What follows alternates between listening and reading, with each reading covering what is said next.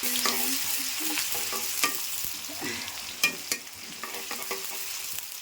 এখন রান্না করতে আসলাম। আসলে সকাল থেকে অনেক কাজ করেছি, তো কাজ শেষে দোষ, তো 2টা দোষ আমি রান্না করতে আসছি। আসলে আমি হচ্ছে আমার ফুলিতে হয়তো সারা গাছ লাগাইছি, তো ওগুলো একটু ঠিকঠাক করে তো গোসল টোসল করে একেবারে রান্না করার জন্য আসছি।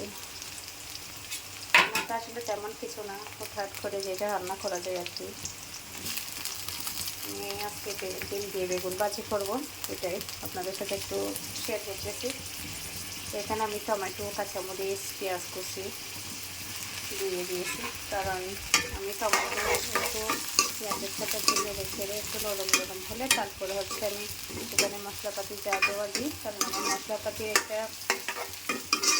টমেটো মিশে গেলে মশলাপাতির একটা আলাদা মানে নরম হয়, আলাদা একটু নরম হয়, সেই জন্য টমেটোটা আগে দিয়ে দিয়েছি। টমেটো নরম হলে হচ্ছে আপনার আর মশলা একটা যেটা মানে একটা ঘ্রাণ থাকে না, মানে গন্ধ থাকে না, ওটা হচ্ছে আর থাকে না টমেটো দিয়ে দিলে, বুঝছেন? তো সেই জন্য আমি টমেটোটা আগে দিয়ে দিই, আমি সব রান্নাতে টমেটো আগে দিয়ে দিই। তো এরপর হচ্ছে একে মশলাপাতিগুলো দিব, মানে একে একে সব কিছু দিয়ে দিব।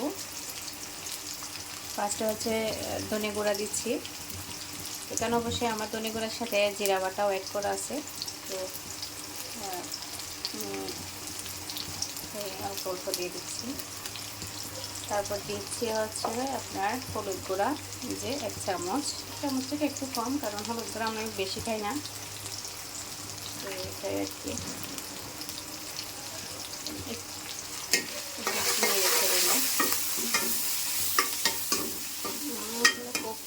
মানে সংসারে একটু রান্না করতে পছন্দ করি, আর মাশাআল্লাহ আমি যাই রান্না করি না কেন আমার বাচ্চারা অবশ্যই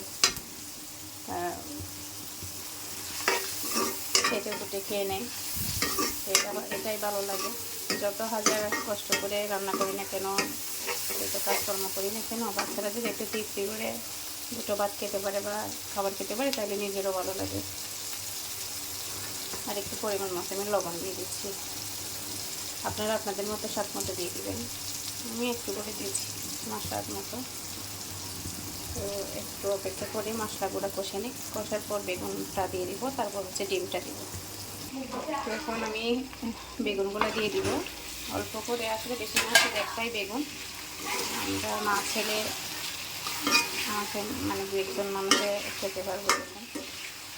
আমাদের ফ্যামিলিতে তেমন কিছু লাগে না, এইসব একটু ভাজি বা ভর্তা, ডাল, ডিম এগুলো থাকলে বাচ্চারা খুব তৃপ্তি নিয়ে খেতে পারে। এগুলো একটু কষুক, একটু নরম হোক, তারপর ডিমটা দিয়ে দেব। আসলে আমি ডিম দেওয়ার সময় আমার মনে ছিল না আমি যে ভিডিও করতেছি, পরে আবার মনে আসলো, তো আবার ভিডিও। কেমন হয়েছে অবশ্যই জানাবেন, খেতে খেতে অবশ্যই ভালো হবে, কিন্তু কালারটা কেমন আসছে ওইটা জানাবেন।